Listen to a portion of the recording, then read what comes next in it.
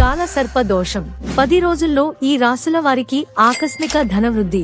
మే నెల 21 నుండి జూన్ 1 వరకు కాలసర్ప దోషం ఏర్పడుతుంది. గురుగ్రహం అనుకూల స్థానం వలన వృషభం, మిథునం, సింహం సహా మరికొన్ని రాశుల వారికి ఆర్థిక లాభాలు కలిగే అవకాశం ఉంది. అయితే వీరు ఆరోగ్యంపై శ్రద్ధ వహించాలి. అనవసర ఖర్చులను నివారించాలి. కొన్ని రాశులకు ఉద్యోగం, వ్యాపారాల్లో కొద్దిగా ఇబ్బందులు ఎదురయ్యే అవకాశం ఉంది. ఈ నెల మే 21 నుంచి జూన్ 1వ తేదీ వరకు చంద్రుడితో సహా గ్రహాలన్నీ రాహు కేతువుల మధ్య పడడం జరుగుతోంది. గ్రహాలన్నీ రాహు కేతువుల మధ్య పడినప్పుడు ఆ పరిస్థితిని జ్యోతిష శాస్త్రంలో కాలసర్ప దోషంగా అభివర్ణించడం జరిగింది. నిజానికి ఇది ఒక అవయోగమే అయినప్పటికీ ఈ 10 రోజుల కాలంలో గురు బలం వల్ల కొన్ని రాశులకు మాత్రం ధన యోగాలు కలిగే అవకాశం ఉంది.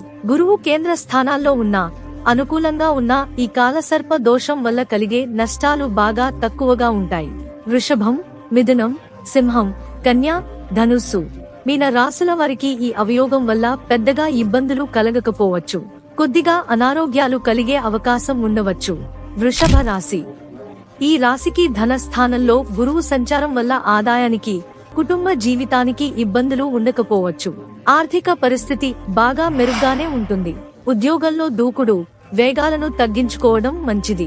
వృత్తి, వ్యాపారాల్లో కొద్దిగా లాభాలు తగ్గిన సానుకూల దృక్పథంతో వ్యవహరించాల్సిన అవసరం ఉంది. కుటుంబ జీవితం సాఫీగా సాగిపోతుంది. మీ మాటకు విలువ పెరుగుతుంది.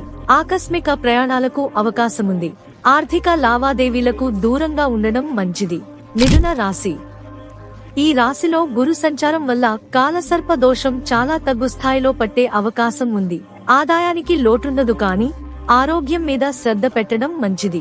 అనవసర పరిచయాలకు, అనవసర వ్యయాలకు దూరంగా ఉండాల్సిన అవసరం ఉంది. అనేక విధాలుగా ఆదాయం పెరుగుతుంది. రావలసిన డబ్బు చేతికి అందుతుంది. షేర్లు, స్పెక్యులేషన్లు, ఇతర ఆర్థిక లావాదేవీలకు దూరంగా ఉండడం శ్రేయస్కరం.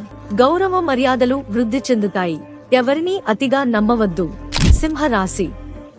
ఈ రాశిలోనే కాలసర్ప దోషం పడుతున్నప్పటికీ లాభస్థానంలో ఉన్న గురువు ఆర్థిక, ఉద్యోగ, వృత్తి, వ్యాపారాల సంబంధమైన కష్టనష్టాల నుంచి కాపాడే అవకాశం ఉంది. ఆదాయ ప్రయత్నాలు యథావిధిగా సాగిపోతాయి. అనుకోని ఖర్చులు, కుటుంబ ఖర్చులు బాగా పెరిగే అవకాశం ఉంది. ఆర్థిక లావాదేవీలకు, మదుపులు, పెట్టుబడులకు ఎంత దూరంగా ఉంటే అంత మంచిది. బంధుమిత్రులను కూడా అతిగా నమ్మకపోవడం మంచిది. అనారోగ్యానికి అవకాశం ఉంది. కన్య రాశి.